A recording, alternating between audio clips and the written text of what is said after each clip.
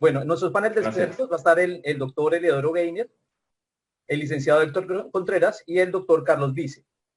Vamos a estar hablando del tema de las personas expuestas políticamente. No hemos conversado este tema, pero yo quisiera ver cuál es la óptica que tienen de Colombia. ¿Y por qué lo digo al final? Para que de pronto lo tengamos ahí. Porque ha sido uno de los países que con mayor auge ha ideado las tretas más excepcionales para violar toda la parte de la gestión de prevención de lavado de activos. Listo. Bueno, como introducción, sin más preámbulos, vamos a mirar cuál es el enfoque que tenemos que tener con nuestros PEPs, ¿sí? Son personas que deben tener un tratamiento especial dentro de la compañía para poder hacer una correcta gestión de la exposición a la cual pueden enfrentar tanto a la compañía como al representante legal, ¿sí? ¿Cómo se tiene que hacer esa debida gestión o esa debida diligencia dentro de la relación que tenemos comercial, de tipo empresarial, de tipo empleado, de tipo proveedor, ¿sí? Y cómo actuar frente a los terceros en caso dado de que haya un punto de compromiso. Sigamos. En primer lugar, le doy el paso a doctor Eleodoro Gainer. Es abogado de la firma Gainer y Asociados y él nos estará conversando acerca de el tema de los PEPs desde su punto de vista de España. Muchísimas gracias. Eleodoro, bienvenido. Te doy paso.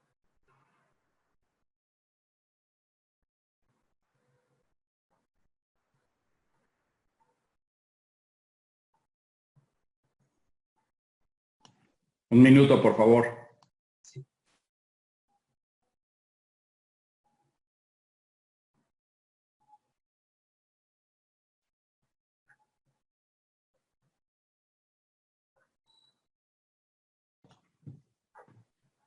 Yo por lo pronto les cuento que aquí en Panamá hay una ola, un frente frío, pero sigue full calor.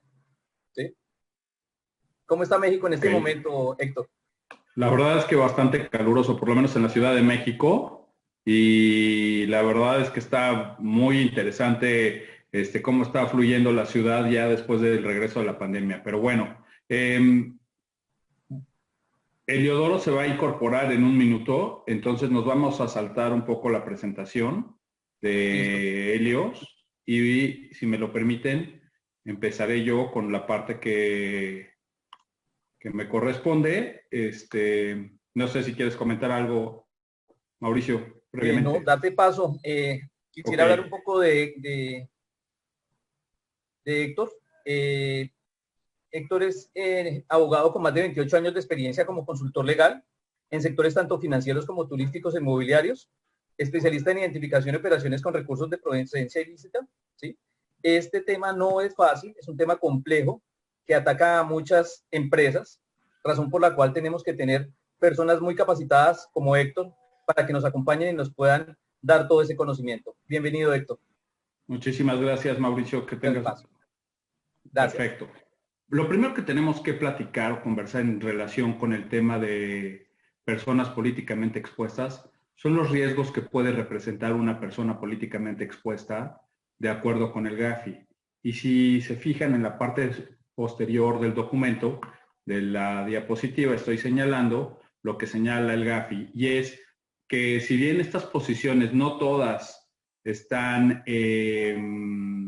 perdón, en este caso, todas las posiciones o lo que señala el GAFI es que todas las posiciones o este tipo de posiciones son muy susceptibles de ser utilizadas como medios para cometer delitos vinculados al lavado de dinero o algunas otras delitos subyacentes. ¿Por qué? Por la propia y especial naturaleza de estas funciones. Y esto es, se pueden prestar a actos de corrupción, a actos de soborno y algunas otras conductas como son conflicto de intereses y cuestiones de este tipo, las cuales iremos platicando a lo largo del tiempo. Ahora bien, dentro de esto, el propio GAFI ya ha reconocido un proceso que se llama de-risking, que según el GAFI te dice, oye, por un lado hay riesgo por parte de las personas políticamente expuestas, sin embargo, por otro lado, este riesgo no está asociado para todas las personas y por lo tanto no todos los que son personas políticamente expuestas van a estar sujetas a un tema no pueden estar sujetas a temas de discriminación.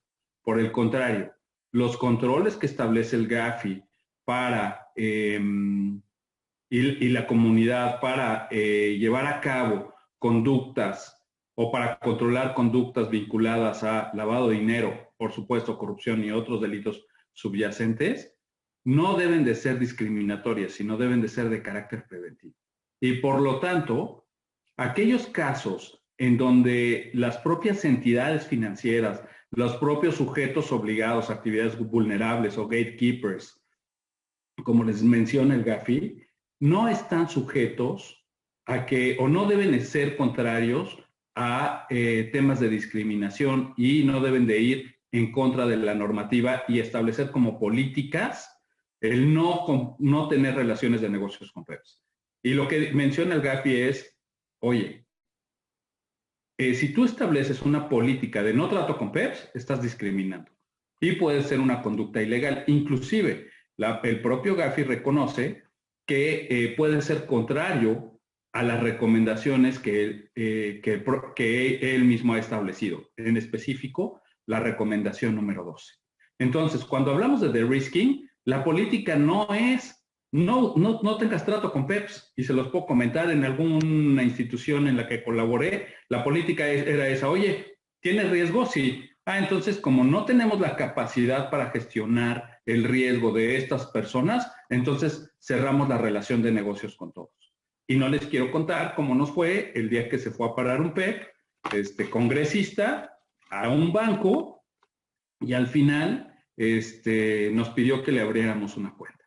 Y pues le tuvimos que abrir la cuenta, no obstante que no contábamos con todos los controles para hacer efectiva la gestión del riesgo de estos PEPs. Entonces imaginen eso, ¿no? Cuando hablamos de de-risking, estamos hablando de una conducta que puede ser contraria a lo que establecen las propias recomendaciones. Las recomendaciones te dicen, nuestra política es totalmente preventiva y debes aprender a gestionar el riesgo, no a eliminarlo, ¿no? Recuerden que el riesgo no se elimina 100%. Entonces, ese es un tema. Ahora bien, ¿qué riesgos asociados vemos a los PEPs? 3 riesgos principalmente: riesgo legal, riesgo reputacional y riesgo económico. Y vamos a ver más a detalle por qué este tipo de riesgos son relevantes. Legal, pues evidentemente porque nos puedan sancionar porque no tenemos todos los controles de debida diligencia, los mecanismos de monitoreo e identificación de personas políticamente expuestas.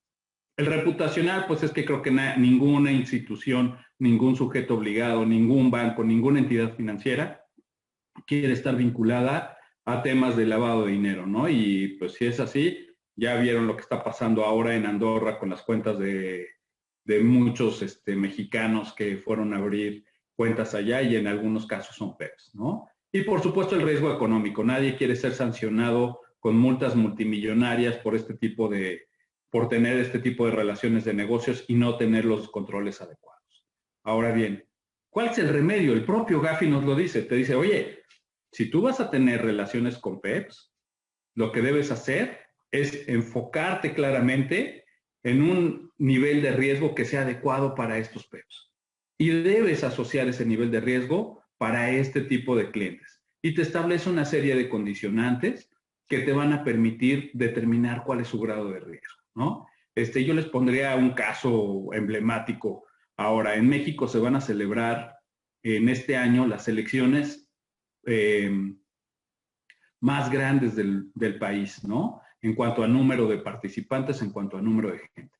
Y vienen alrededor de 200 y tantos mil personas o puestos de elección popular que se van a elegir a nivel nacional. Imagínense, se van a elegir los 31 gobernadores que hay en el país, más en los estados del país, más la Ciudad de México. Se van a votar por 300 diputados, los otros 200 son de elección plurinominal, se van a elegir N cantidad de presidencias municipales, cabildos y cuestiones de este tipo. Imaginen este tema y les hago una pregunta. ¿Ustedes consideran que los candidatos debieran ser personas políticamente expuestas? ¿Sus familiares, sus socios, sus amigos, debieran de ser personas políticamente expuestas relacionadas? Se los dejo ahí, pero si es así, pues tenemos por lo menos tripliquen la cifra, 1 millón de personas que tendrán que ser clasificadas como personas políticamente expuestas. Esto es, en cuanto a los que entran y los que se van, también son personas políticamente expuestas. Y la pregunta es, ¿las instituciones y los sujetos obligados en México están preparados para gestionar el riesgo de todas estas personas? Ahora bien, ¿por qué me voy a la regulación norteamericana y la quiero citar rápidamente? Bueno, pues por una razón. Seguramente muchas de las empresas, muchas de las entidades con las que nosotros colaboramos o ofrecemos servicios o en las que estamos trabajando, tienen relaciones de negocios con empresas norteamericanas, hacen operaciones en divisas, en dólares específicamente, de los Estados Unidos de Norteamérica, y tienen alguna vinculación con alguna empresa norteamericana. Son proveedores. En el caso de, por ejemplo, las autopartes en México, pues muchos son proveedores de empresas norteamericanas y todo esto. Y muchos de nuestros países, si no es que los más o todos de los que estamos aquí, tienen tratados comerciales con los Estados Unidos. Y por lo tanto, de alguna manera directa o indirectamente nos resulta aplicable esta normativa. Ahora, ¿por qué la señalamos? Bueno, pues porque hay que recordar que la vinculación o la extraterritorialidad de las normas norteamericanas se da y se da de una manera muy curiosa. Estas normas, aunque nos dicen, oye, no te son aplicables porque eres una empresa mexicana, o eres una empresa panameña, o eres una empresa peruana, sí. Pero si tienes relaciones de negocios, si tienes operaciones en divisas, si tienes contratos con empresas norteamericanas, indirectamente te resultan aplicables. Y posiblemente no te van a sancionar directamente porque no tienen la capacidad de venir y multarte aquí en México. Sin embargo, pues recuerden lo que ha pasado con muchas empresas o muchos empresarios que de pronto llegan a Estados Unidos y bajándose del avión, no, es que voy a Orlando, voy de vacaciones, voy a Epcot Center, ya tengo todo preparado, pero ¿qué crees? Cuando vas bajando del avión, te prende FinCEN, te prende el IRS y vámonos para adentro y a seguir los procesos adentro. Recuerden lo que pasó en Walmart México por el tema de actos de corrupción en donde querían poner casi una tienda arriba de una zona arqueológica. Pues en México no pasó nada. Bueno, sí pasó. Les pusieron multas a Walmart México, les pusieron multas como por $400 millones. Y bueno, pues estuvo fuertísima la situación. Entonces deben de tomar en cuenta estas regulaciones, que son las 4 regulaciones básicas que se vinculan a temas de actos de corrupción, a temas de lavado de dinero y a temas de tratamiento de PEPs. Ahora vamos a un tema muy importante en temas de prevención del lavado de dinero, el beneficiario final. Perdón, en temas de PEPs. A ver, las personas políticamente expuestas generalmente están detrás de ciertas capas, están detrás de ciertas estructuras corporativas, están detrás de ciertos clientes. Entonces, la regulación nos establece y los estándares internacionales nos establecen la obligación de ir al beneficiario final. ¿Y esto qué significa? Es la persona que tiene el control sobre el cliente y es la que toma efectivamente las decisiones.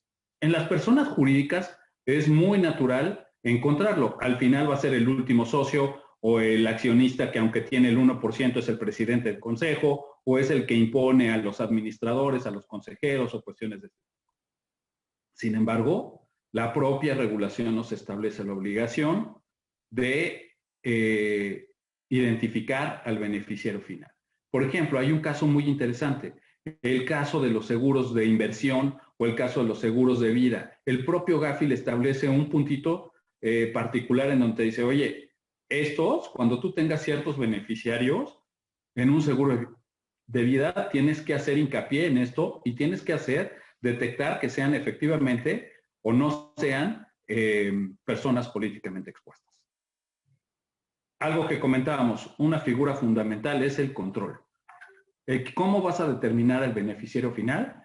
Pues muy sencillo. tendrás que buscar el rastro de la persona que tiene el control efectivo dentro de las empresas, ¿no? Y esa es esta persona a la que tienes que dirigirte y hacer los esfuerzos necesarios para poder identificar el último control efectivo dentro de la entidad jurídica, dentro de la estructura corporativa o atrás de la persona natural que está operando contigo.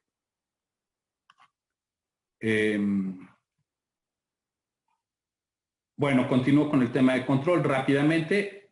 Aquí hay algunos elementos, no me voy a parar en ellos, se los dejamos. Hay algunos elementos para la identificación del control corporativo. Sin embargo, recuerden esto, en muchos de nuestros países hay, por ejemplo, figuras como el fideicomiso.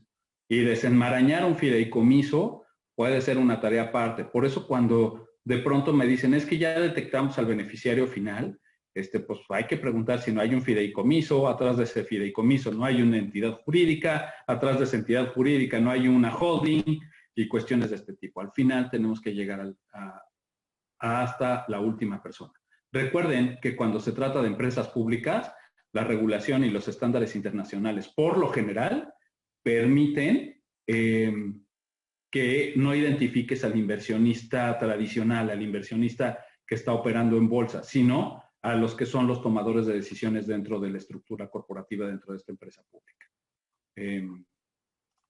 Y bueno, vamos a un tema de herramientas para la gestión de riesgos. Muy sencillo. El modelo de clasificación de riesgo del cliente, estas son las principales herramientas. El modelo de clasificación de riesgo del cliente es una de ellas. Los procesos de debida diligencia reforzada, el monitoreo reforzado, los escenarios de alertamiento, la aprobación escalonada de la relación de negocios, la evaluación periódica de estas personas, los sistemas de prevención antilavado y los sistemas de detección de PEPs. Todos estos elementos son los esfuerzos mínimos regulatorios que te establece tanto el estándar internacional como la propia regulación local, y me atrevo a decir lo mismo en España, lo mismo en Panamá, lo mismo en Perú, lo mismo en México, en Guatemala y en Honduras y en toda Latinoamérica, es prácticamente lo mismo, porque hay que recordar que los estándares internacionales del GAFI los tenemos que seguir a rajatabla y podemos poner un poquito más, un poquito menos, pero de que los debemos de seguir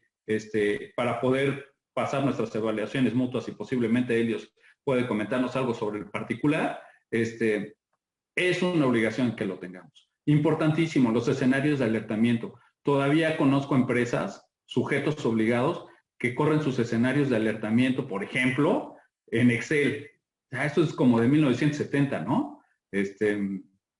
Ya estamos, o sea, esto es antes de la pandemia y eso pues ya es prácticamente un siglo de avance que estamos retrasados, ¿no? Los procesos de debida diligencia reforzada, en donde, por ejemplo, Eliodoro es un expertazo, les puedo decir que pueden llevarse una semana, un mes, y va a depender de quién sea la persona políticamente expuesta y sus relacionados, cómo deben de llevar a cabo este tipo de gestiones.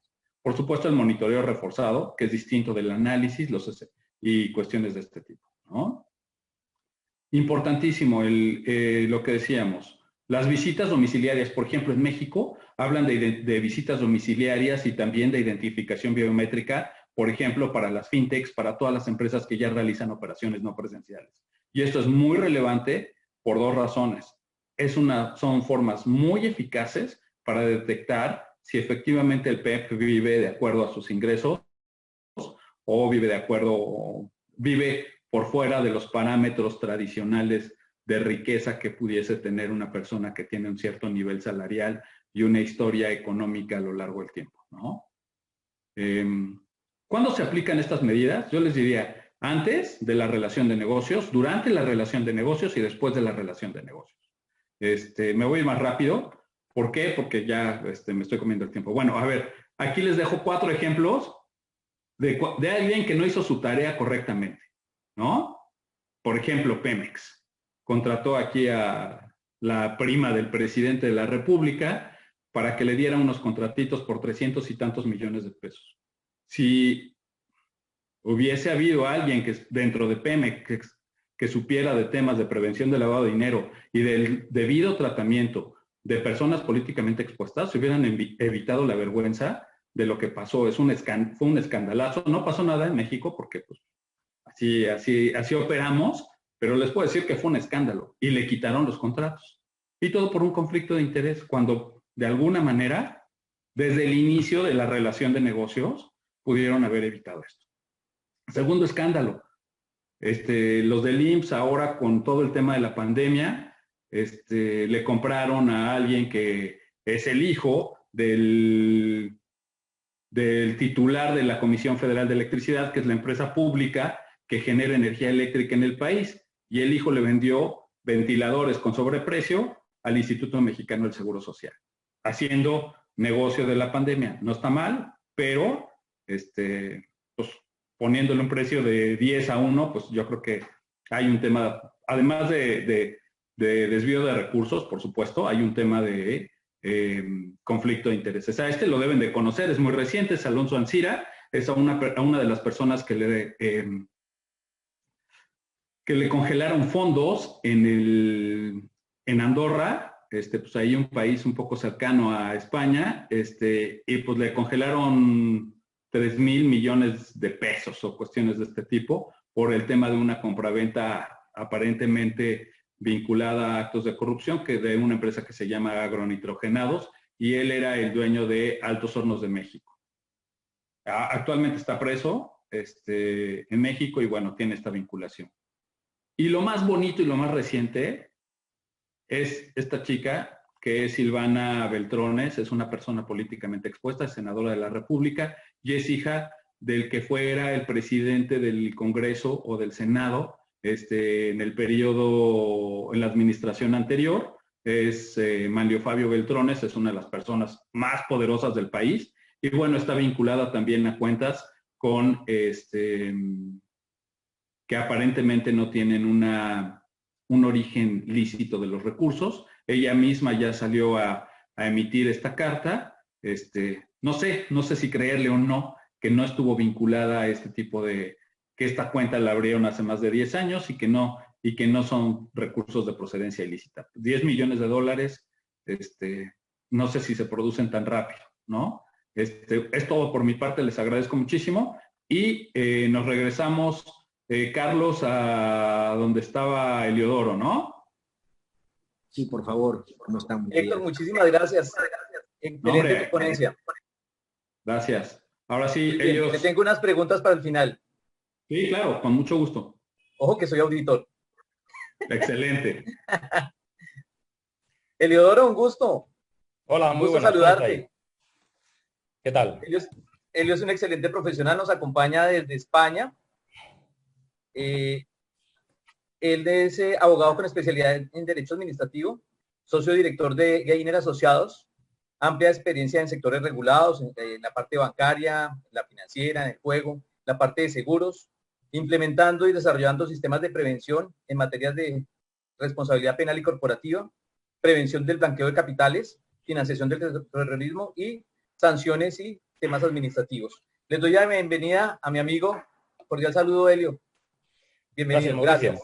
Gracias por la excelente presentación. Quería agradecer a todos los que estáis en línea para escucharnos y perdonar por el pequeño problema técnico que he tenido al principio, que ha obligado al pobre Héctor a cambiar un poco el orden el orden de los factores, ¿no? Porque la idea es que yo os diera una pequeña visión global desde la perspectiva pues internacional, ¿no? Sobre todo pues recomendaciones Gafi, algún apunte a lo que está haciendo la Unión Europea, que como sabéis, bueno, Gafi y Unión Europea se llevan muy bien, ¿no? Porque sabéis que Gafi está en París, Unión Europea está Bruselas, Estrasburgo, a unos cientos de kilómetros, entonces hay mucha permeabilidad, ¿no? Realmente se podemos ver muchas sinergias, ¿no? Bien. A ver. Bien.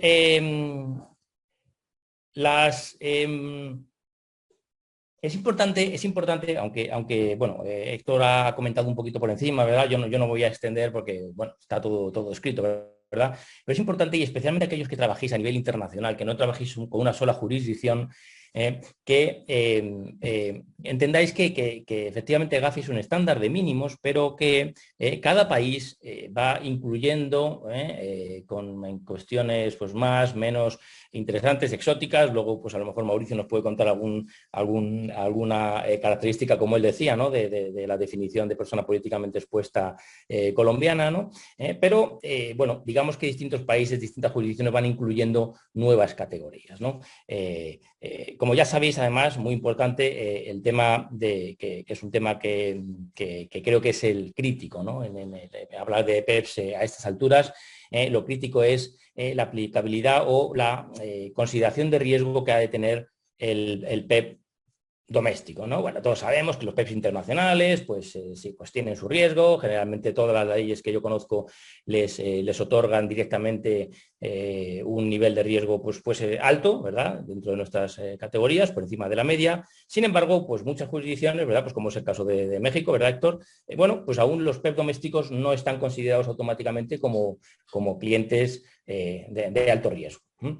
Bueno, Gafi nos dice y las directivas europeas nos dicen que, bueno, que habrá que ver, cuando se trata de PEP domésticos, habrá que ver el producto, ¿verdad? Si estamos en productos de muy bajo riesgo, no tiene sentido que el PEP automáticamente se convierta en riesgo alto, ¿no? Pero, sin embargo, si estamos en productos de riesgo alto, automáticamente se deben disparar varios factores, ¿no? Y uno de ellos es también el nivel de riesgo implícito, ¿no? Por tanto, pues ahí la importancia de tener sistemas automatizados y de flujos de trabajo que nos permitan que no se nos pasen estas cosas, ¿no? Al final, todos sabemos que los PEPs internacionales tienen su riesgo, pero realmente, pues esto nos ha enseñado una serie de casos de PEPs, ¿no? Todos podríamos enseñar cientos de casos de PEPs domésticos, ¿no? O sea, al final, estadísticamente es mucho más fácil que nos encontremos con un doméstico que está intentando liar alguna que con un internacional, ¿no?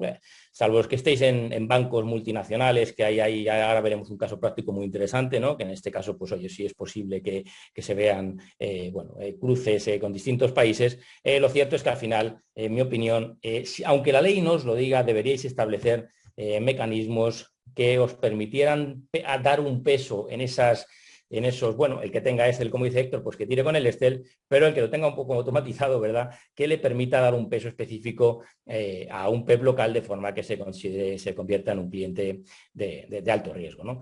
Por ejemplo, fijaros que Gafi no contempla una figura tan importante como los cuerpos diplomáticos y embajadores, ¿verdad? Cuidado, ¿verdad? Porque los embajadores, todos hemos tenido casos agregados de la parte económica. En España hubo un caso muy importante de un embajador en la India, bueno, que a través de sus contactos, pues, conseguía contratos y comisiones, ¿verdad? Por la facilidad que había otorgado su puesto, ¿no? Que es exactamente la esencia del PEP, ¿no? Por su conocimiento, por su posición, en la estructura política tiene facilidad para hacer cosas que los demás mortales no podemos, ¿no? Por tanto, ojo, fijaros que la Unión Europea sí dice que y muchas regulaciones también lo dicen, ¿verdad? Pero Gafi, sin embargo, no lo dice. Por tanto, primera cuestión, ¿no? Ya sentada. El debate PEP domésticos, PEPs internacionales. Insisto en que ya eso está relativamente solventado desde las 40 recomendaciones de 2012, que ya establece que cuidado con los domésticos. Desde luego en Europa ya a nadie se le ocurre considerar un PEP local que no sea de alto riesgo, son todos de alto riesgo. Es cierto que siempre se produce, bueno, pues ciertas tensiones en el Parlamento cuando tienen que ir a votar una ley en la que dicen que ellos mismos, ¿verdad?, son sujetos de alto riesgo en temas de blanqueo, ¿verdad? Por tanto, bueno, pues siempre hay una resistencia de los políticos a aprobar esas leyes en las que, oye, va a hacer que se les haga un escrutinio pues mucho más profundo, ¿no? Pero bueno, al final esto acaba cayendo por su propio peso y es algo que, bueno, como bien hablaba Héctor, ¿no? ¿Verdad? Anteriormente, pues en las evaluaciones posteriores de Gafi, pues es un tema que se va a ir sacando, ¿no? Porque es un tema crítico. Bueno, sabéis que los PEPs no son los que estaban en esa lista que hemos enseñado, ¿no? También son sus familiares, ¿verdad? Sus cónyuges o personas que ocupen similar relación. Es decir, pues si tengo un amante o un amante aparte de mi mujer, pues también cuidado, porque esta persona también será un PEP, ¿no? Y aparte, pues como efectivamente sabemos, los PEPs, especialmente los más refinados, rara vez van a hacer nada a su nombre, van a empezar a utilizar todos los recursos que tengan a su mano, pasando efectivamente por su mujer o su amante o su esposo o su amante, ¿verdad? Sus padres, aquí lo pongo, y también aquellos, ¿verdad?, cónyuges o personas que ocupen idéntica o similar relación con sus progenitores, hijos, ¿verdad? Así que cuidado, ¿no? Lo hemos visto, bueno, famoso el caso también, ¿verdad?, de, bueno, Mauricio está en Panamá, ¿verdad?, pues el amigo Martinelli con sus hijos, ¿no? Los hijos de Martinelli, que actuaban de lobistas, están en serios aprietos legales en los Estados Unidos, por poner un ejemplo. Y un tema que es un poquito más complejo, ¿verdad? Que, bueno, aunque ya lo ha apuntado Héctor un poco en su ponencia, lo cual le agradezco porque así yo puedo ir un poquito más rápido. Tenemos los allegados, que lo he escrito mal, le he puesto allegados. Los allegados, ¿verdad? Cuidado con la definición de allegados también, ¿no? Fijaros que la directiva europea aquí dice taxativamente que, fijaros, en estos casos, porque, a ver, ¿cómo digo yo? ¿Cómo solvento yo que tengo un PRP? Bueno, pues si tengo un PRP puedo acudir, por ejemplo, a las listas que nuestro orgulloso sponsor WorldSys pues tiene a bien comercializar.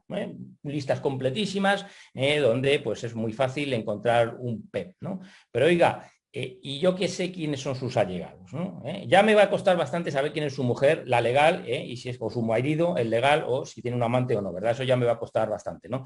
Pero ¿cómo voy a saber yo quiénes son sus allegados, especialmente cuando empezamos a interponer sociedades y buscar fideicomisos o trust en lugares bueno, de regulación más laxa, ¿no?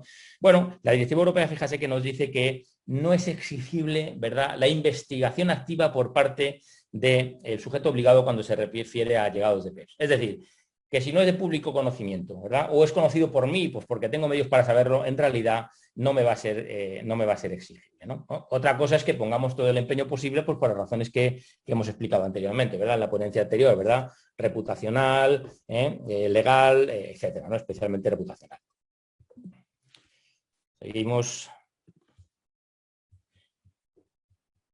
Fijaros, el tercer punto, aunque me he adelantado, como siempre suelo hacer, me he adelantado a mi presentación y he hablado ya de bueno, las cuestiones que me preocupan, ¿no? PEPs internacional y nacional, las categorías, ¿verdad? Ojo, aquellos, insisto, que manejéis varios países porque puede variar mucho de un sitio a otro, y la duración de la condición de PEP, ¿no? Aquí nos vemos situaciones extremas. El otro día, preparando este seminario, pues Carlos, que me va a seguir ahora en el uso de la palabra, ¿verdad?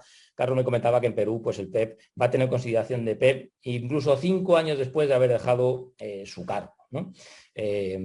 Gafi dice que como mínimo pues 1 año, ¿no? Y la Directiva Europea pues también, ¿no? Sin embargo, por ejemplo, España dice que 2 años, aunque ahora van a reducirlo posiblemente a 1 año, ¿no? Aquí es donde entra, fijaros, porque es verdad que a veces los reguladores nos confunden, nos confunden. Yo entiendo que es verdad que a veces esto es más difícil de lo que parece, ¿no? Nos dicen, por un lado, que esto es una norma basada en el enfoque basado en riesgo, es decir, yo tengo que analizar y de ahí tomar mis consecuencias. Pero entonces de repente llega y me dice, no, pero usted a todos los señores que tengan condición de PEP automáticamente le va a dar a usted una condición de alto riesgo. Oiga, pues eso ya no es un enfoque basado en riesgo, ¿eh? Bueno, es cierto, ¿no? Es cierto. Pero sí que es cierto también, fijaros que aquí tenemos nuestro margen. Para eso estáis los oficiales de cumplimiento, las personas que os dediquéis a esto, ¿verdad?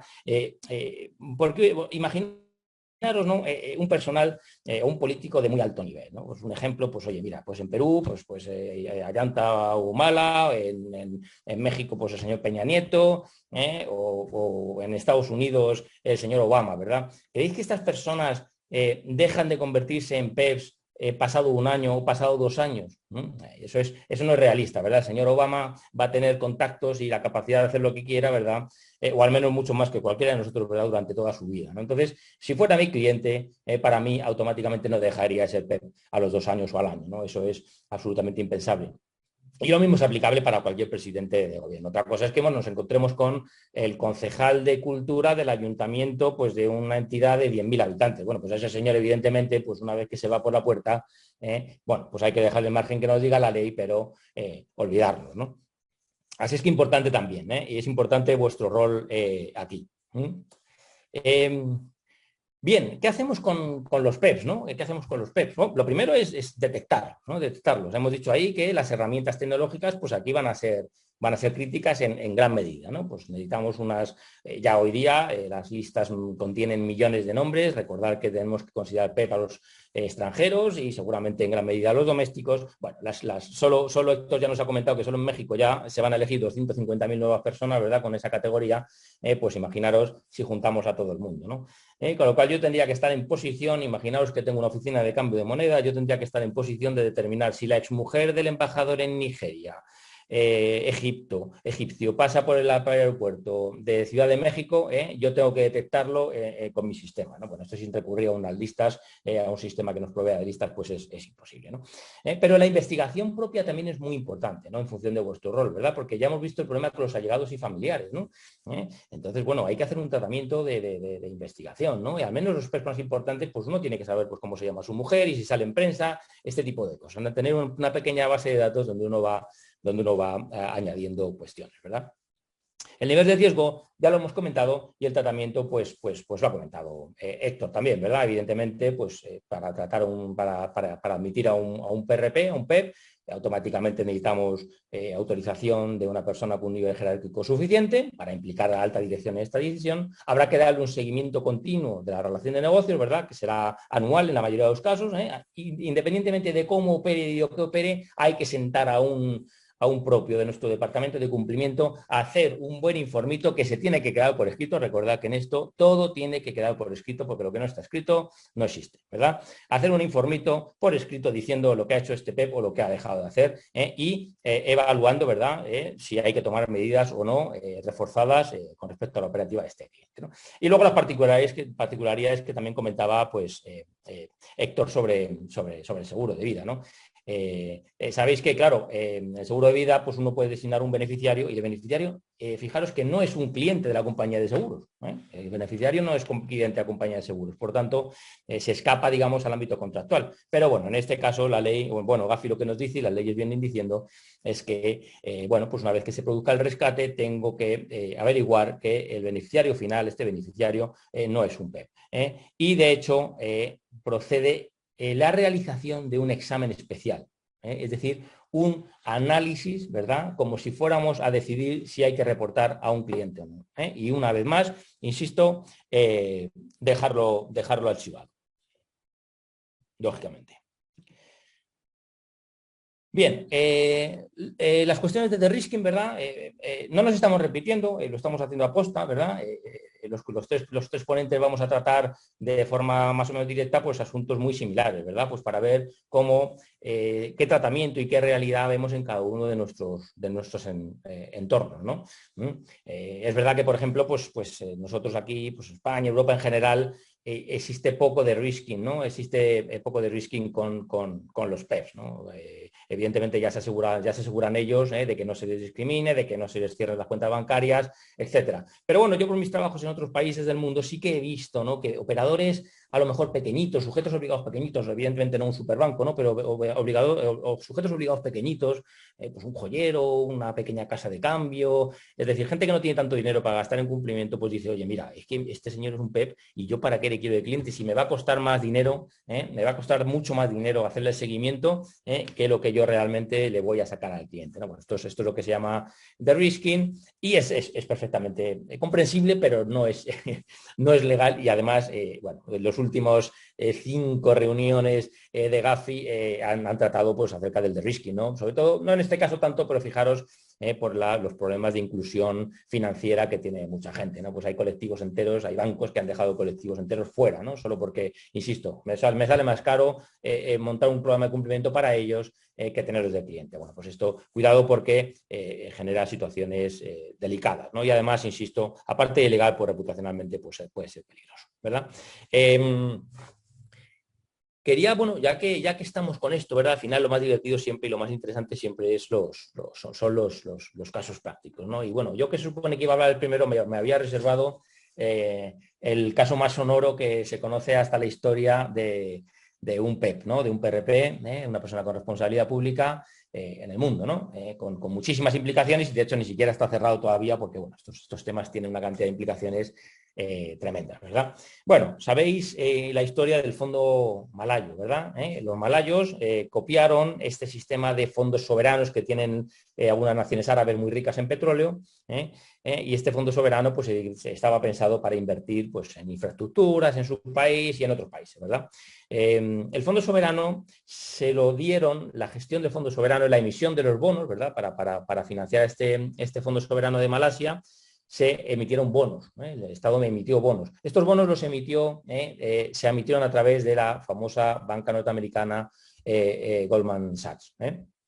Goldman Sachs. Por no hacer muy largo el cuento, básicamente, de todo ese dinero que debía ir a financiar bueno, pues todo tipo de inversiones en el país, unos 800 millones de dólares acabaron en los bolsillos de este señor, que no era ni más ni menos que el primer ministro del país. Y además el gestor del fondo soberano, el gestor de fondo. Él creó el fondo soberano y dijo, yo lo gestiono, ¿verdad? Y se embolsó ahí, se puso a gestionar miles de millones de dólares del fondo soberano. Con la utilización de este señor de aquí, que es un testaferro, este señor no recuerdo, se llamaba, aquí lo tenéis, Joe Lown. El señor Joe Lown, muy amigo de Paris Hilton, le vais a ver en fotografías con la jet fiestera norteamericana, ¿verdad? Porque en un momento dado fue muy popular por los millones que movía. Este señor que tenemos en medio que es otro tema que a lo mejor nos daría para una futura ponencia, ¿verdad? Un futuro seminario, porque es un tema muy interesante, ¿no? Que son los famosos whistleblowers, ¿no? O confidentes, ¿no? Es un tema súper candente. Está claro que no hay forma o es muy difícil descubrir este tipo de tramas si no hay dentro alguien que filtre la información, ¿verdad? Todos los grandes escándalos de blanqueo, de corrupción, al final han salido a la luz porque alguien de dentro ha salido y lo ha dicho, ¿no? El caso de Danske Bank, por ejemplo, sabéis, que blanquearon cerca de 30.000 millones de euros que venían de mafias rusas y de oligarcas rusos. El caso de Wirecard, el caso de HSBC, en fin, bueno, todos estos han venido dados por confidentes, ¿no? Personas que desde dentro cuentan a las autoridades lo que está ocurriendo. El corolario, bueno, insisto, este señor se ha quedado unos cerca de 800 millones, hay unos, creo que son 10 directivos de Goldman Sachs pasando unas vacaciones estupendas en una cárcel malaya, ¿verdad? Están allí fenomenal, lo están pasando, creo que son unas cárceles con grandísimas comodidades y garantías, ¿no? Bueno, pues ahí creo que son 10 directivos de Goldman Sachs pasando allí una buena temporada a la sombra porque evidentemente no utilizaron los cauces adecuados, los controles adecuados para determinar qué uso de los fondos se estaba haciendo por parte de los bonos por parte de este señor, del presidente de Najib Razak, que era el presidente de Malasia, ¿verdad? Tenía cuentas, se le han descubierto cuentas hasta ahora en Suiza, en la banca Rothschild, en RBS, y a través de sociedades en lugares, digamos, friendly, ¿verdad? Como Seychelles y las Vírgenes Británicas, iban moviendo el dinero. A Goldman Sachs, recordar que le han puesto Estados Unidos, el Tesoro americano le ha impuesto una multa de 2.900 millones de dólares por este tema. 2.900 millones de dólares por la ineficiencia o por la corrupción en sus funcionarios, en sus empleados a la hora de gestionar este tema. Malasia, a su vez, le ha puesto una multa a Goldman Sachs de 3.900 millones de dólares, también por la gestión de este tema, ¿no? Además de los bancos, que evidentemente pues, son el eje de la lucha contra el lavado, ¿verdad? Además de los bancos, fijaros que se viene detectando, no hace falta tampoco ser ningún lince, ¿verdad? Ninguna lumbrera, se viene detectando que los PEPs son dados, los PEPs corruptos, perdonadme, ¿verdad? Son dados a determinado tipo de gastos, ¿verdad? Determinado tipo de gastos, ¿no? De hecho, hay ahora mucho tema con joyería, ¿verdad? Por relojes muy costosos, adquisición de propiedades inmobiliarias, ¿verdad? Tanto el testaferro, este señor como este otro, tenían propiedades tanto en Estados Unidos como en Inglaterra, en Londres, pues ya sabéis, ¿no? En Londres, Transparency International, que es una ONG, bueno, que lucha contra la corrupción, descubrió hace unos años que el 30% de las casas, de los inmuebles del mejor barrio de Londres, que es Mayfair, está domiciliado en sociedades en las islas del Canal de la Mancha, ¿no? Que son países con una regulación bastante laxa, ¿no? Es decir, quien pone su casa a nombre de una sociedad, ¿verdad? Una LLC en una isla del Canal de la Mancha, ¿verdad? Bueno, pues ojo, ¿verdad? Joyería, este tipo de cosas. Tenemos otro caso curioso, ¿verdad? Para que veáis. Bueno, este tema es famoso también porque con este dinero se financió la película de Leonardo DiCaprio, ¿verdad? El Lobo de Wall Street. Sabéis que a DiCaprio le regalaron este Picasso de aquí por participar en la película. Bueno, este Picasso lo ha tenido que devolver Leonardo DiCaprio, ¿verdad? Porque se lo ha pedido el Tesoro americano, ¿no? Le ha dicho que esto es un acto de corrupción comprado por el amigo Nayib, el expresidente de Malasia, ¿verdad? Que, insisto, gastaba mucho dinero, ¿verdad? Lo que hablábamos antes, joyería y artículos de alto valor unitario, obras de arte, etcétera. O sea, que si hay alguno aquí que se dedique a esos temas, ojo, ¿verdad? Porque es una de las vías de gasto de este tipo de personas, ¿verdad?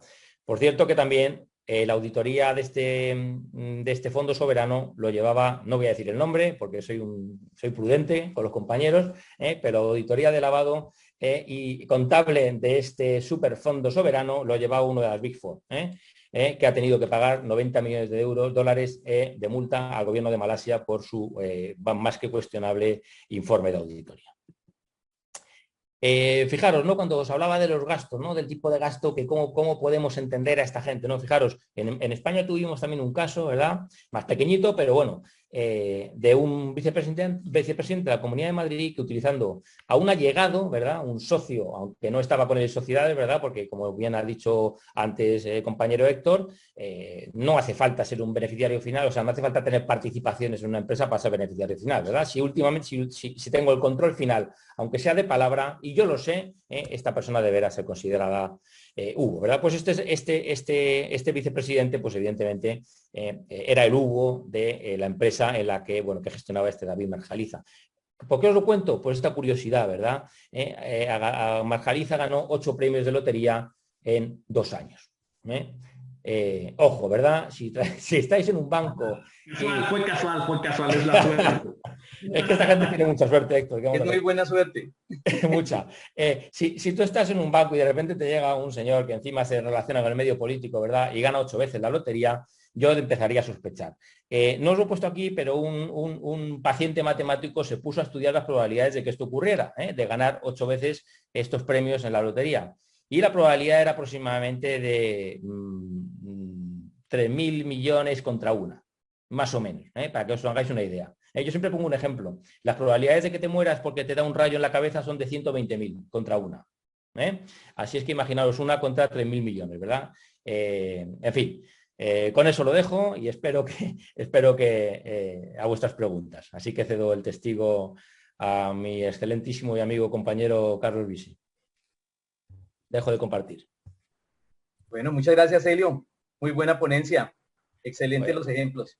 Bueno, ahora quiero dar paso al doctor Carlos Bisi, con quien fuimos compañeros en el Banco Sudameris en Perú. Él es abogado con maestría en Derecho Empresarial, con más de 15 años de experiencia en el sistema financiero peruano. ¿Sí? Durante 2 periodos estuvo como vicepresidente del Comité de Oficiales de Cumplimiento de ASBank y ha sido exponente en diferentes eventos. Bienvenido, Carlos. Gracias Mauricio por la presentación. Muy contento de estar acá con ustedes hoy día. Buenos días a todos, buenas tardes a Helios, que está en España, ¿no? Un gusto de estar contigo, Eleodoro, con Héctor, 2 profesionales internacionales que tienen mucho conocimiento en esos temas de lavado de activos, de anticorrupción, que tanto luchamos nosotros, los que estamos en este mundo inmerso, ¿no? Les voy a contar rápidamente, ya muy bien nuestros amigos Helios y Héctor han contado cómo son las normas internacionales del GAFI y el tema de los PEP, ¿no? Básicamente en Perú, los que saben, ¿no? Personas expuestas políticamente son funcionarios destacados, y acá me voy a detener en unos minutos porque no todos son PEPs en el Perú. Sin embargo, como le comentaba a Eliodoro días antes, ¿no? Y ahí a la derecha pueden ver el listado de funcionarios públicos que deben ser considerados PEP, ¿no? presidentes, ministros, fiscales supremos, a fiscales de primer nivel, no fiscales, por ejemplo, adjuntos ni provinciales, ¿no? ¿Qué pasa en el sistema financiero de acuerdo a mi experiencia, ¿no?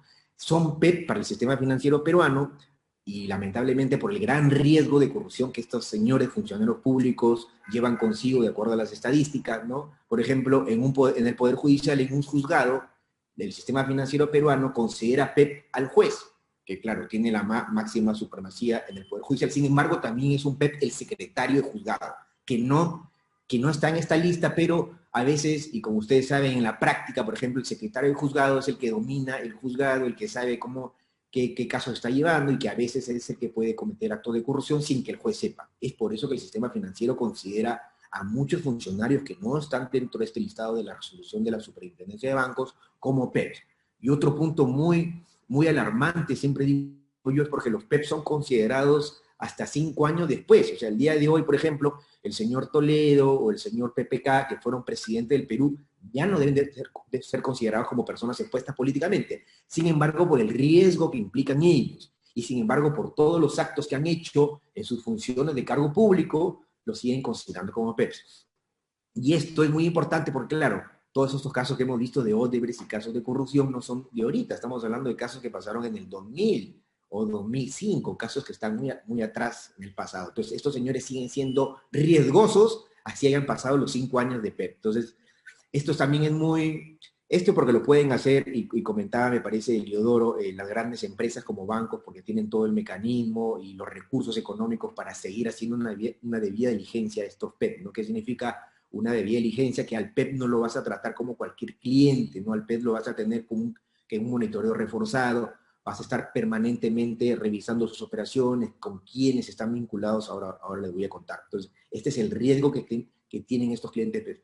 La información adicional de los vinculados, que ya hablaron nuestros amigos, esta norma de PEPs en el Perú y el mundo hace alusión o es establecida por el GAFI, que es una norma internacional de Estados Unidos, como ustedes saben. Entonces, qué complicado es, y en mi caso, de acuerdo a mi experiencia, a veces era complicado identificar un PEP. Imagínense lo complicadísimo que es identificar a la esposa, a los hijos, a los asesores. ¿Se acuerdan el caso de PPK, que tenía un socio, un señor chileno, Sepúlveda? Bueno, pues el sistema financiero tenía que saber que Sepúlveda era socio de PPK, por tanto todas las alertas debían estar encima de Sepúlveda, pero claro, el sistema financiero no sabía hasta que la noticia pues se hizo mediática y todo el mundo ya sabía que Sepúlveda era socio de PPK, ni siquiera un familiar directo, ¿no? Entonces, ¿quiénes son también los relacionados a los funcionarios públicos de alto nivel? Son los padres o hijos, los hermanos, los abuelos, imagínense pues los nietos. O sea, en el ejemplo de PPK, los nietos de PPK también deberíamos considerarlos como personas expuestas políticamente, ¿no? Una norma muy compleja de cumplir, son estándares internacionales, obviamente el eje financiero siempre lo va a tener que cumplir, pero los sujetos obligados del sector no real, ¿no? Y eso es muy importante contarle, la Superintendencia de Bancos en Perú tampoco es que sea un regulador tan drástico. O sea, siempre ellos dicen, no, nosotros vamos a la realidad del cliente, ¿no? A una pequeña constructora, a una casa de cambio, claro, no la obligan o no la presionan tanto que a un banco, ¿no? A un banco sí lo obligan a detectar a los padres de los PEP, a los hijos, a los yernos, a los sueros, a los socios, pero a los sujetos obligados del sector real o el sector financiero no. Entonces es importante porque tenemos un regulador que se adapta a la realidad de cada país también. Muy importante el uso de herramientas tecnológicas, y acá me voy a detener hablando de Worksys, porque Eliodoro, Héctor y yo también trabajamos en una firma internacional. Aparte de nuestra firma de consultoría, tenemos una firma internacional de software tecnológicos. Yo creo que hoy en día, no solamente para los temas de compliance, de cumplimiento normativo, sino en general las herramientas tecnológicas son muy importantes para el desarrollo profesional de las compañías, ¿no? Entonces, el uso de Internet, el uso de listas PEP, cómo nosotros, porque me acuerdo mucho en el banco, cómo identificábamos a los familiares de PEP. Teníamos herramientas tecnológicas que nos ayudaban a hacer esa identificación, y ya las herramientas son expertas en entender los temas de inteligencia artificial, y ellos pueden monitorear todas las páginas internacionales del mundo, porque la idea no solamente es detectar a los PEP de Perú, sino a los PEP en todos los países del mundo, ¿no? Es muy importante cómo tú puedes identificar un PEP.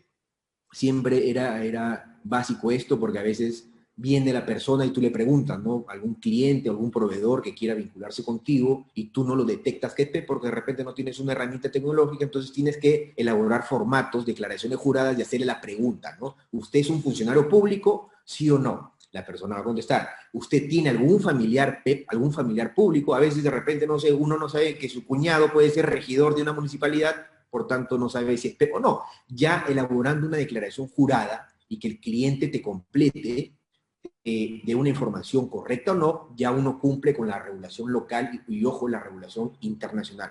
Son muy delicadas y acá también me voy a detener, ya tenemos una regulación internacional, el Acta Patriótica y muchas regulaciones que ha contado Héctor al inicio, porque las normas internacionales, sobre todo las de Estados Unidos, tienen fuero internacional. ¿Qué quiere decir esto? Que si algún peruano, alguna compañía peruana comete algún error o alguna negligencia, ni siquiera un delito, puede ser llamado por algún fuero internacional, sobre todo de Estados Unidos, ya que hemos tenido varios casos, el caso que se acordarán de la FIFA, de este señor Burga, ¿no? Que fue presidente de la Federación Peruana de Fútbol.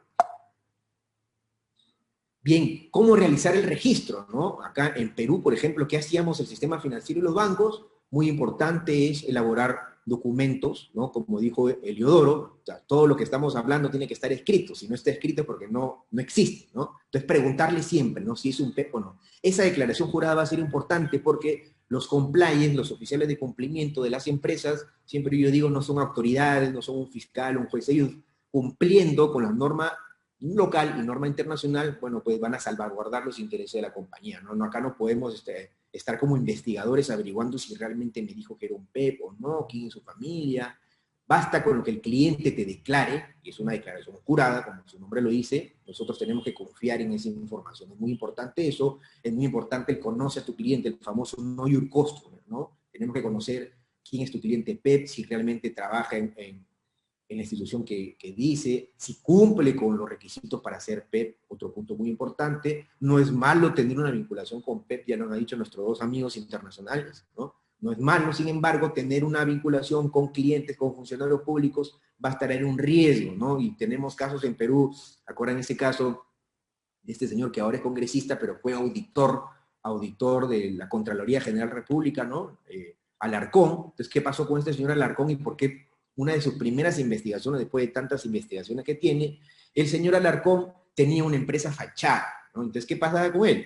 Mal, tontamente, a veces los lavadores, como este señor, no es tan inteligente. ¿Por qué? Porque puso a sus dos hijos al mando de esta empresa. Creó una empresa con sus dos hijos que eran muy jóvenes, de 20, 25 años, y traía autos, por ejemplo, de alta gama del exterior y los vendía. ¿Qué pasó con este señor? El sistema financiero alertó porque el perfil económico de estos dos de jóvenes, eran muy jóvenes, no tenían la solvencia económica para invertir en traer autos tan caros como Mercedes, Audi.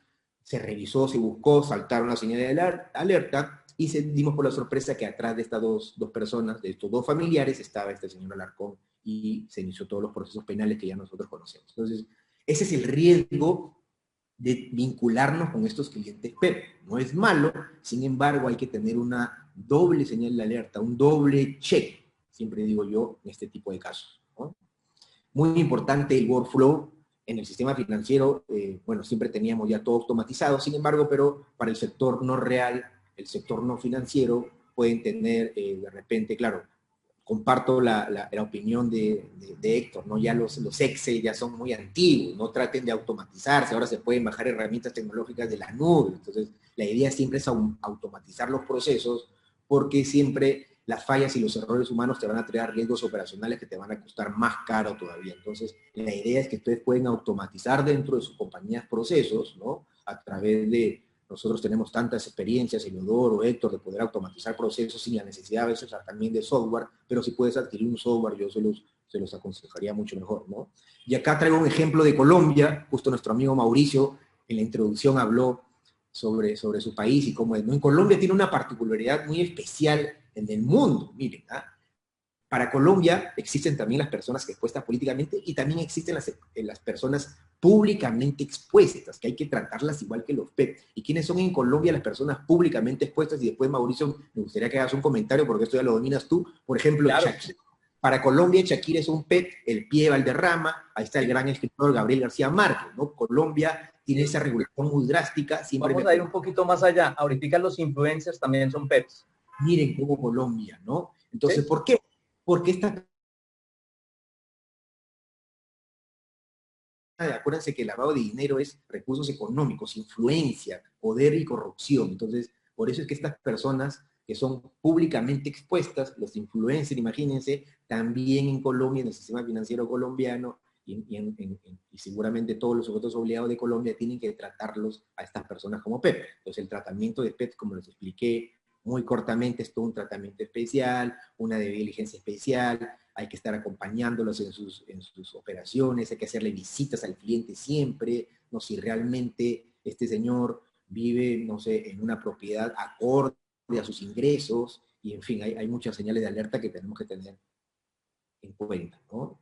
Y el tema de la cooperación internacional es muy importante, creo que esto ya se extendió Eliodoro y Héctor, acá tendríamos para hablar mucho, ¿no? Los principales organismos internacionales, yo siempre digo, el GAFI es el Grupo de Acción Financiera Internacional, creado en Estados Unidos y la sede está en Estados Unidos, entonces ese es como el padre de las normas de prevención de lavado de activos. Entonces ustedes, lo que siempre yo recomiendo es revisen las 40 recomendaciones del GAFI, que les va a ayudar mucho, en especial esta recomendación de los PEP, ¿no? Para que ustedes implementen todos estos mecanismos al final son recomendaciones que te envían las organizaciones internacionales para que tú los implementes y pongas controles. La vez pasada me hacían una pregunta, pero Carlos, de repente con herramientas tecnológicas nunca se va a terminar la corrupción. Es verdad, nunca vamos a eliminar la corrupción, esto va a seguir siempre. No vamos a tener un antídoto, una vacuna COVID contra la corrupción, ¿no? Eso no va a existir nunca. Sin embargo, tenemos que implementar controles para que la corrupción, el lavado de dinero y todos estos delitos que tanto daño hacen a los países puedan bajar y disminuir y seguir creciendo, ¿no? Y me parece que terminamos con casos, vamos a comentar cada uno unos casos brevemente. El caso Odebrecht, que nos ha golpeado a toda Latinoamérica, en el Perú, todos los presidentes han estado involucrados en este tema, ¿no? Odebrecht tenía su país preferido, que era Andorra, muy cerca de España, ¿no? Tenía su banco, hasta llegó a comprarse un banco, todo el dinero salía de Brasil, iba a Andorra, y de Andorra venía al Perú, y así lo repartían por todas partes del mundo. Entonces, hubieron muchos, y hay muchos funcionarios investigados, funcionarios públicos, PEP, que están investigados por el caso Odebrecht. Entonces, a veces hay PEPs que no utilizan recursos públicos, y es muy importante esto, pero sí tienen influencia, tienen poder para poder cambiar alguna norma o para poder hacer alguna adenda, estas famosas adendas en los contratos, para poder de repente ahí lucrar ellos, ¿no? Entonces, el tema de la corrupción es un tema muy amplio. Corrupción no solamente se entrega de dinero, corrupción también son los famosos favores o los almuercitos, o yo contrato a una persona de tu familia o a alguien de tu equipo para después pedirte un favor, ¿no? Entonces, la corrupción en el Perú, ya lo hemos visto lamentablemente con las vacunas, siempre está latente, ¿no? Entonces, corrupción no solamente dinero, corrupción puede darse de muchas otras modalidades, el uso de la información, por ejemplo, y en fin, muchas modalidades. Bien, hasta acá terminó mi presentación. Creo que viene el caso de Héctor, que va a comentar también un caso de Odebrecht, me parece. Pues, prácticamente recuerden que pues en México también contaminó el tema de Odebrecht, también contaminó a empresas públicas como Pemex, en donde hoy el exdirector general de esta institución, de esta empresa, está en México, lo arraigaron aquí. Fíjense, interesantísimo, lo prendieron en España, lo extraditaron a México y aquí ya es un angelito, ¿no? A cambio de, yo creo que de eso, pues le ha dado muy buena información a la actual administración para que se gestionen ciertas acciones en contra de determinados actores políticos. Pero nada más vean la vinculación. Y aquí algo interesante es, el angelito puso algunos millones de dólares en la cuenta de la mamá y realmente lo aprendí en España porque le apretaron a la mamá. O sea, no crean que fue a él. A la que prendieron directamente fue a la mamá, y entonces sí, a través de ella ya pues dobló las manitas. Pero vean nada más el nivel de cinismo, ¿no? Oye, mami, me guardas unos 20, 25 millones de dólares o de euros, sí, mijito, aquí te los guardo, no pasa nada. Y bueno, pues ya la señora, pues yo diría una señora con estilo, cierta clase, cierto nivel socioeconómico, bien. Yo creo que no tenía ni la menor idea de lo que estaba haciendo el angelito de su hijo, ¿no? Y si lo sabía, no le importaba, ¿no? El tema es que fue a través de ella que la aprendieron, a través de un PEP relacionado, ¿no? Y a partir de ahí lo trajeron a México y bueno, después de eso se han desatado y se ha abierto la caja de Pandora en México de escándalos de corrupción de la anterior administración. Excelente, me parece. Y bueno, pues yo creo que ya para cerrar, Carlos, les dejamos dos recomendaciones una de serie de Netflix, no sé si vieron la del Mecanismo, es una serie brasileña que se relaciona con el tema de caso Odebrecht y está muy buena. Y cómo empieza es lo más divertido, o sea, no se imaginan por qué los prenden, ¿no? Está muy buena. Y la siguiente, no sé si ya la vieron, es la de Billions, está buenísima, porque al parecer el malo es el financiero, ¿no? Sin embargo, vean toda la serie de atrocidades que hay alrededor de él y toda la serie de funcionarios públicos que están inmersos en temas de corrupción, de conflictos de interés, de uso de vínculos patrimoniales y cuestiones de este tipo. Y el que está arriba con la corbatita viéndolo es el fiscal. Y el fiscal general de los Estados Unidos, algo así, el fiscal de Nueva York. Y también hace una serie de cosas, el angelito. Entonces, para que se diviertan, está muy buena, es una gran serie y terminamos pensando en que el bueno es el malo y el malo, no sé qué tan malo es, ¿no? Entonces, está muy interesante. Se las dejamos de tarea para que la vean y se entretengan durante la Semana Santa y los meses siguientes, porque son un poco largas.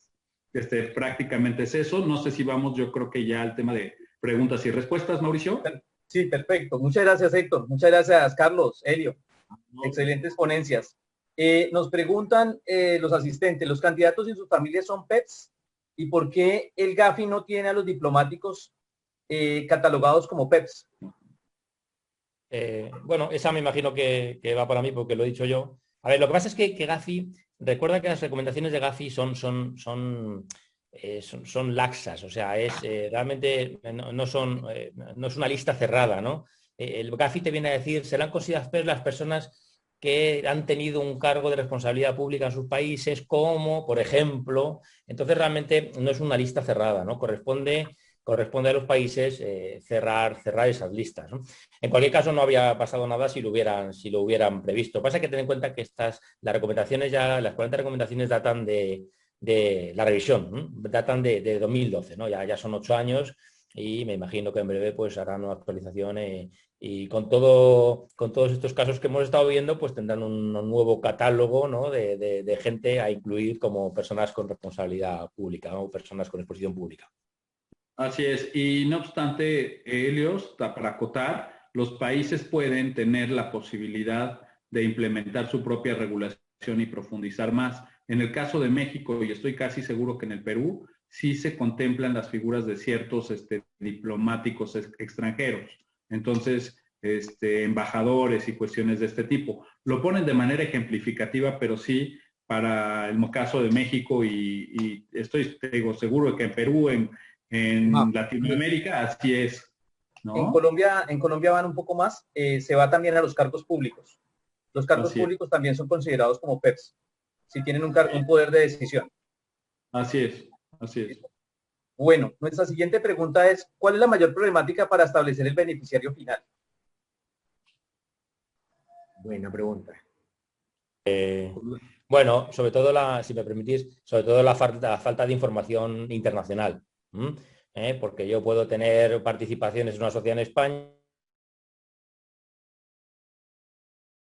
que a su vez tiene participaciones en una sociedad en Perú, que a su vez tiene un fideicomiso en las Islas Caimán, que a su vez tiene otro fideicomiso, un trust, en las Islas Comores, que además es el único fideicomiso que ni siquiera los norteamericanos han conseguido levantar, ¿no? Han tenido varios revolcones delante de los tribunales internacionales diciendo que la ley de las Islas Comores, que no os voy a explicar ni dónde están, bueno, pues los fideicomisos son anónimos, ¿no? Este es el problema, ¿no? De hecho, fíjate, a nivel mundial, ¿no? Y Europa pues ya lo ha aprobado y están empezando a trabajar en ello, costará implementarlo, pero existe, y por ejemplo en Argentina también existe, me consta, existe la posibilidad de acceder a los registros públicos, ¿no? De forma pues automática, ¿no? El registro mercantil de Buenos Aires, ¿no? O el registro mercantil de Madrid, de España, ¿no? Bueno, los sujetos obligados van a tener la posibilidad de comprobar de forma directa e inmediata las propiedades, las titularidades,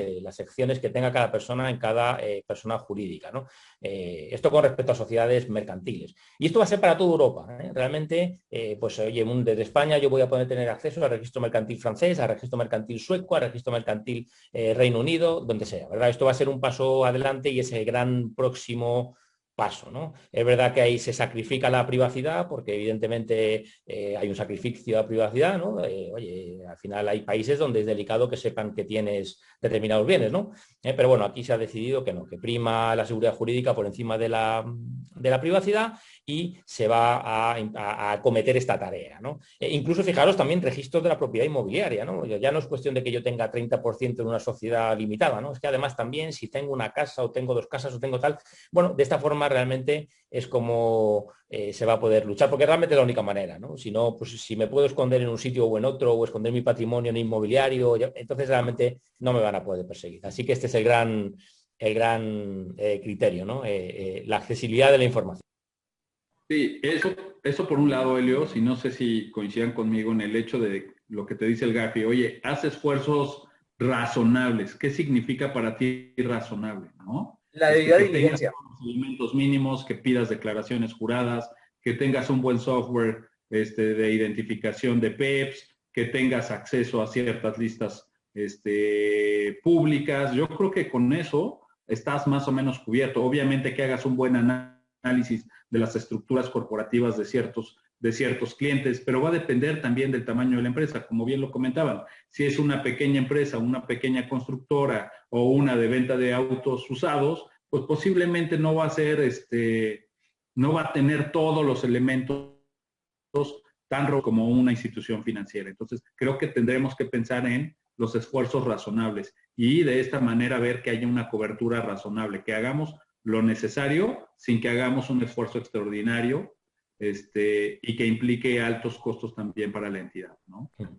Sí, pero recordad siempre que ya sabéis que tanto las recomendaciones como cualquier ley que conozcáis, que exista en cualquier país, dice que si no soy capaz de llevar a cabo la debida diligencia, no puede tener relaciones comerciales con esa persona, ¿no? Evidentemente un esfuerzo razonable, pero si esa diligencia no es suficiente, no, o sea, tengo automáticamente que rechazar al cliente o no admitirlo, debido a mis políticas de admisión de clientes, ¿verdad? Por la tolerancia. Así es. Ahí es muy importante la información que tú le pidas al cliente y que él te proporcione, ¿no? Como decía Leodoro al inicio, estas grandes corporaciones que tienen, pues, accionistas en otros países y el organigrama crece y al final tú no sabes, pues, la empresa tiene que pedirle la información al cliente y darte la información. Si no te da la información, pues, como dice Leodoro, ya no trabajo contigo, ¿no? Pero claro, es crítico porque tú necesitas trabajar con ellos. Entonces es una espada también de doble filo, ¿no? Tú tienes que trabajar con ellos, pero la regulación te dice, si no tienes el debido conocimiento del cliente, no trabajas. Entonces ahí hay mucho expertise y mucho riesgo también, ¿no? El famoso enfoque basado en riesgo, a ver si vas a seguir trabajando con él o no, ¿no? Si lo vas a aceptar o no. Claro, Correcto. sí. Si me permitís, de hecho, pues hay un ejemplo ya que tenemos a Mauricio, que parece ser que está en Panamá, no sé si tenemos panameños en Onda, ¿no? Pero bueno, como sabéis, bueno, los problemas que ha habido con Panamá, sobre todo, bueno, como hub, ¿no? De constitución de sociedades, cuando uno hacía una debida diligencia o hacía una pequeña investigación, al final te encontrabas empresa, por ejemplo, imagínate, empresa de residuos, de gestión de residuos, ¿no? Ibas al directorio y al administrador, pumba, abogado tal, ¿no? Abogado tal que es el administrador de otras 30 sociedades, ¿no? Entonces, quiero decir, eso para mí no es suficiente, ¿no? Ahí yo no me puedo quedar ahí porque yo ya sé, ¿no? Bueno, pues que en Panamá hay sociedades que están hechas con un administrador que es el mismo abogado que se está dando la sociedad y cuidado, pues eso no me sirve porque aunque esté identificando al administrador, ese administrador es evidente que no tiene, no es el Hugo como tal, ¿no? Por tanto, Sí. cuidado, ¿verdad? Porque, insisto, está bien cubrir el expediente, pero en situaciones de mayor riesgo, pues tenemos que tener un poquito de cuidado, ¿no? Pero bueno, esto ya es para temas, como dice bien Héctor, no para temas ya bancarios, ¿no? Porque nadie se va a intentar esconder en una estructura tan compleja para actuaciones más sencillas, ¿no? Sí, es bueno tu comentario porque al estar en paraísos fiscales, por lo general la representación la hacen abogados. No solamente aquí en Panamá, sino también en Islas Caimán, en Barbados, en Nassau. Todos estos siempre hay una firma de abogados ahí fronteando algún negocio. Bueno, tenemos la siguiente pregunta. Nos dicen, ¿consideran que las recomendaciones del GAFI son necesarias y aplicables en todo el mundo? No es que lo consideremos, es que lo son. Es que lo son.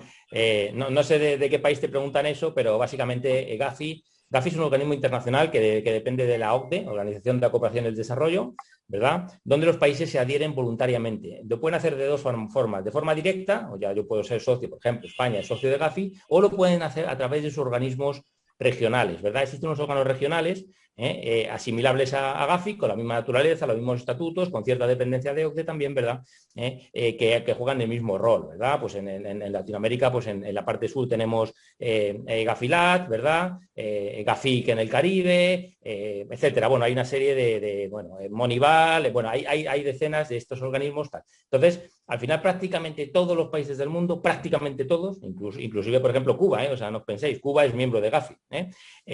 Si exceptuamos el famoso eje del mal de nuestro amigo Bush, realmente pues hay muy pocos países que no estén en Gafi, ¿no? Realmente, por tanto, de forma directa o indirecta, todos son obligados por las recomendaciones de Gafi. Otra cosa es que los países hagan sus deberes, Otra cosa es que los países hagan sus deberes, que eso ya es mucho más cuestionable, ¿no? Y de hecho solo tenemos que leernos los informes que hace Gafi, como sabéis, Gafi va a los países y examina, ¿no? Examina las famosas evaluaciones mutuas, dice, a ver, ¿qué está haciendo este país? ¿No? Y te examina bajo dos criterios. El primero es qué normas has hecho para combatir el blanqueo, el lavado y la financiación del terrorismo y las sanciones internacionales, tema también súper interesante que espero un día podamos tratar. Y segundo, ¿cómo de efectivas son tus medidas? ¿Cómo de efectivas son tus medidas? Y ahí me voy un poco a Colombia, ¿verdad? Mauricio Montesquieu decía, un gran jurista francés, ¿no? De la época de la Ilustración, decía que las normas innecesarias debilitan a las que sí lo son, ¿no? Yo creo que aumentar la lista de PEP de forma exponencial o indiscriminada realmente hace caer en desánimo al sujeto obligado, ¿no? Entonces, lo digo por Shakira, evidente, ¿no? Pero realmente eso de ampliar las listas de PEP de una forma tan descomunal, realmente eso no nos lleva a nada, ¿no? Totalmente. Y concluyo el tema, Elliot. Pues quieres operar en el comercio mundial, quieres hacer operaciones, necesitas estar cumpliendo con las 40 recomendaciones. Por lo menos en la ley, ¿no? Por lo menos. Por lo menos en la formalidad. Ya que las ejecutes es cosa distinta, pero por lo menos en la formalidad debes estar, ¿no? Sí, fíjate que le pregunten a Mauricio, ¿verdad? Que tiene a Panamá en la lista gris precisamente por no hacer caso de las recomendaciones de Gafi. Sí, aunque Panamá también tiene personas expuestas política y públicamente. En eso ha hecho simetría con Colombia. Pues precisamente porque el éxodo del lavado de capital también ha afectado situaciones como el fútbol, ¿sí? Como la parte de los artistas. Hay artistas que no suenan y de un momento para otro suenan y se pierden. ¿Sí? Y el tema del premio, el premio que se ganan 8 veces, se encontró que en el chance, en la zona de Risaralda, se ganaron 20 veces el mismo premio. Entonces, son temas que son las tipologías aplicadas en su máxima expresión. Bueno, muchísimas gracias. Tenemos otra pregunta. ¿Qué hacer si un potencial PEP oculta información sobre asuntos sensibles y después del tiempo sale a la luz? Bueno, pues más te vale haberlo reportado, ¿no? Si realmente te da información y no has comprobado, lo decía Carlos antes muy bien, ¿no? O sea, la información hay que pedirla, el origen de los fondos, la verosimilitud de la información que nos ha dado, pero ya sabéis que mentir en ese tipo de declaraciones ya de por sí es una actividad sospechosa, pues susceptible de al menos es hacer un examen detallado, ¿no? Y seguramente pues reportar. Entonces, si has tenido la información, has hecho la investigación y has determinado que no reportas, cuidado porque a lo mejor tienes un problema, ¿verdad? Sí. Yo aportaría el tema de la debida diligencia. ¿Hasta dónde va mi debida diligencia? ¿Sí? Es la tranquilidad que le tengo que dar al representante legal y al negocio. Si la hago de forma parcial, pues mi labor va a ser parcial y por ahí se me pueden filtrar. Bueno, la siguiente pregunta es, ¿quién identifica los niveles de riesgo de los bancos? O como por ejemplo acá en Perú, en empresas privadas entregando dinero a candidatos y que estos no fueron declarados por el partido. Algo En mi muy consideración interesante. creo que hay como 3 preguntas en una. Entonces Sí. arranquemos por la parte electoral. Hay una organización que es creo que es la ONP. OMPE y Jurado Nacional de Elecciones, pero es Sí, la OMPE en listo. Perú. Listo. Esa es la que controla toda la parte de los partidos y todos los aportes a las campañas. ¿Sí? Entonces, ese es el sector estatal en Perú. En cuanto a la parte de los riesgos en los bancos, ¿quieres conversar un poco, Carlos? Ese caso, lo que pasa es que había mucha gente, ha habido mucha gente que por ejemplo, les cuento a ustedes, Helios y Héctor, que ha donado a los partidos políticos $500, así, ¿eh? Conozco muchos casos, y por esos $500 están procesados, son parte de un gran proceso penal contra los partidos políticos por haber aportado. ¿Qué pasó? Los partidos políticos no declararon ese dinero, no declararon el origen, no declararon a la OMPE. Por tanto, ya se descubrió de dónde salieron los millones y han descubierto que mucha gente, poca y empresarios importantes, pero solamente por aportar $500 ya están siendo procesados. Entonces la pregunta va por ese lado, ¿no? ¿Cuál es el riesgo? ¿Qué pasó con los partidos políticos? ¿Qué pasó con los bancos que no declararon? ¿Los partidos políticos deben ser o no sujetos obligados? En el Perú actualmente no son sujetos obligados, pero sí deberían implementar estos temas de compliance urgentemente, ¿no? Claro, fíjate, en México te dice que son PEPs las personas, los altos funcionarios de los partidos políticos. Acá Y también. hay una norma bien interesante, y no, si no mal recuerdo, Helios, es en Guatemala, en donde te piden que cuando haces elecciones les abras una cuenta a los partidos políticos y esas cuentas están fiscalizadas. Está muy interesante el mecanismo que utilizaron. Es En Guatemala. Colombia Ustedes también están obligados los ¿sí? partidos a abrir cuenta y a Los, declarar que va a ser utilizada para esos fines. Es correcto. Y además están fiscalizadas esas cuentas. Y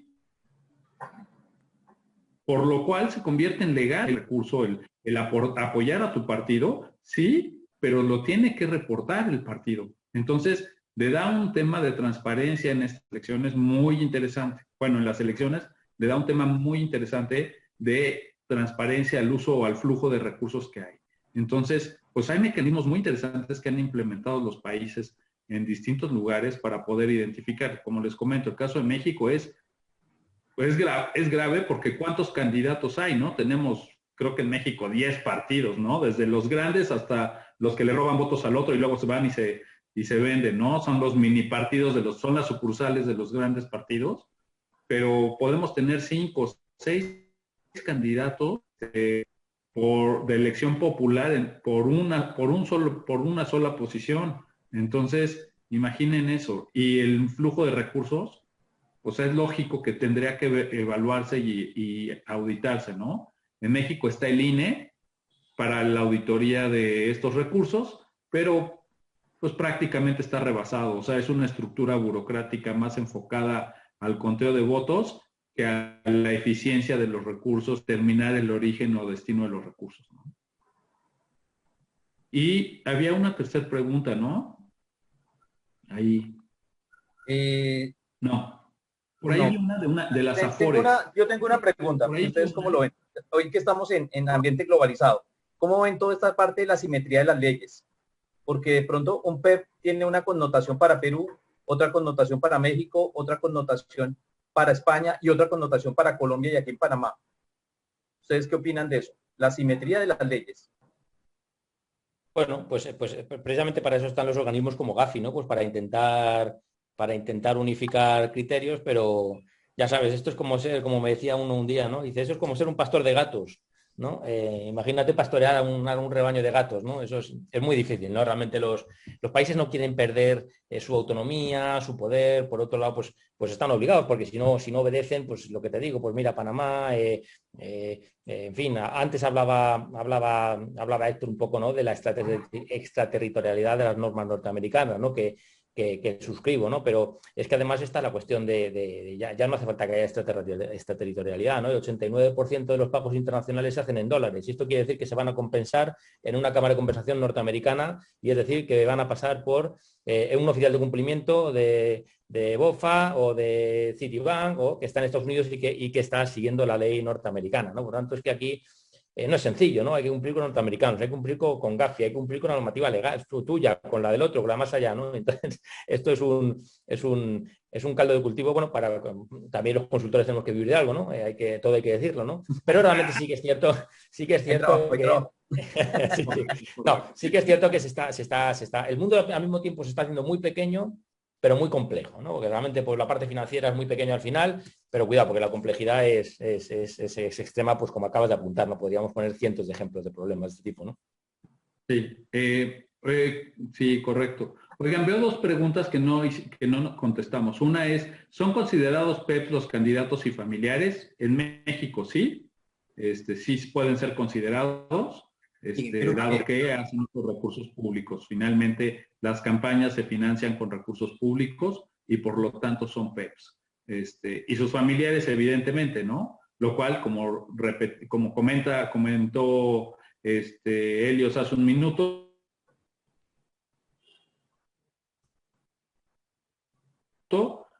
es evidente a los sistemas de prevención del lavado de dinero, ¿no? De las empresas y de los sujetos obligados.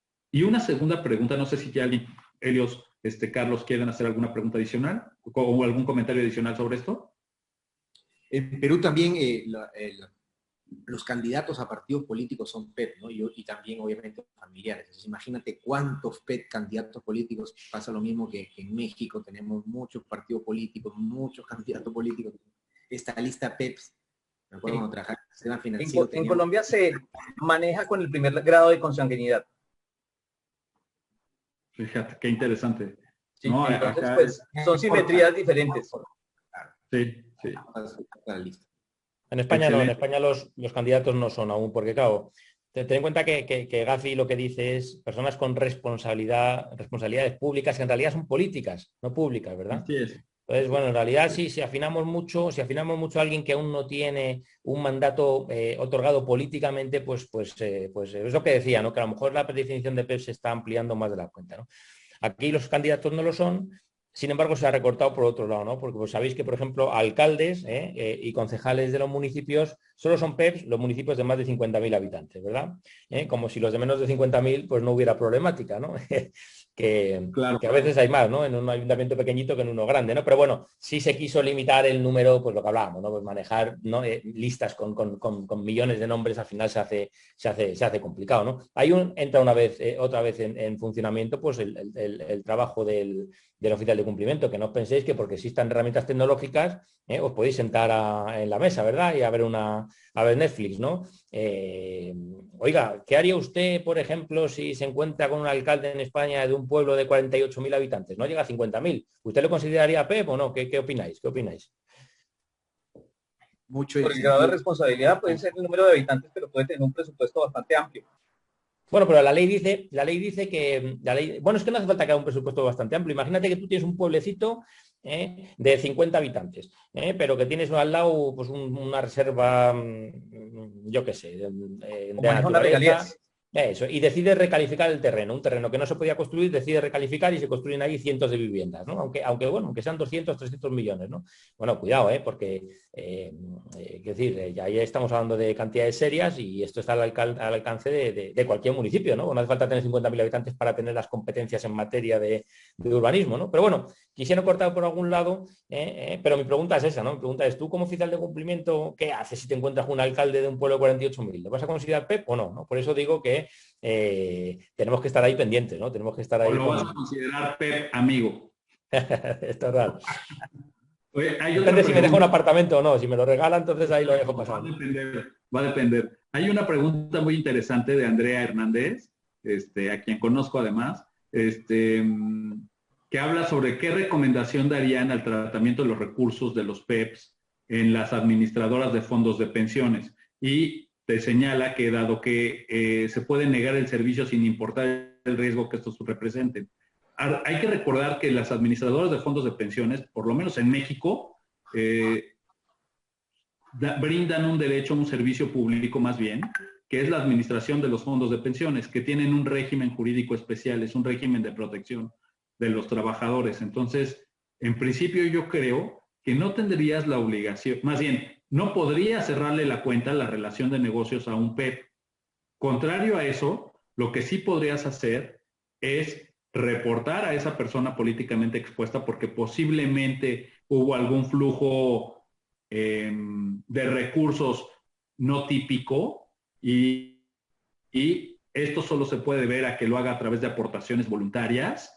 Y entonces en este caso tendrás que hacer tu reporte o tu reporte 24 horas. Por ejemplo, puedes tener como PEP a Emilio Lozoya Austin, pues lo tienes que reportar 24 horas. ¿Por qué? Porque al final del tiempo es una persona que acaba de salir expuesta, que tuvo flujos de recursos, que tal. No importa si hubo alguna conducta típica o no, simplemente es una persona políticamente expuesta que tiene un riesgo asociado y que aunque para ti sea un riesgo inaceptable, pues ya lo tienes adentro y no puedes concluir esa relación de negocios. Porque estás hablando de un derecho. Aquí hay un tema muy interesante que es que todos los abogados vamos a entender, que es el tema de colisión de derechos, ¿no? ¿Qué es más importante? ¿La prevención del lavado de dinero o la protección de los derechos del trabajador?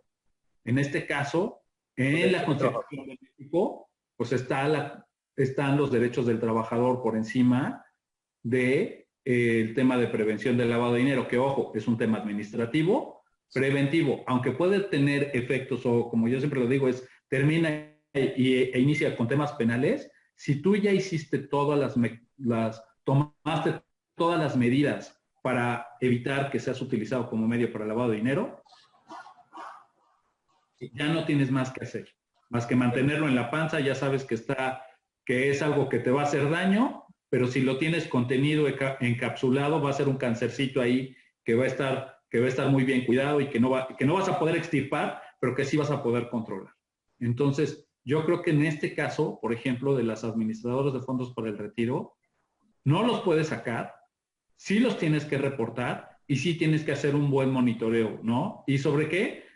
Sobre tu subcuenta de aportaciones voluntarias, ¿no? En donde el PEP puede incorporar recursos, prácticamente. Lo demás no. Y obviamente si te pone de beneficiario final a Peña Nieto, es porque ya aceptaron que son una sociedad de convivencia familiar, es un matrimonio gay, lo cual no estamos en contra de ello, pero no sería lo natural, ¿no? Que Emilio los tuviera, por lo menos no públicamente, ¿no?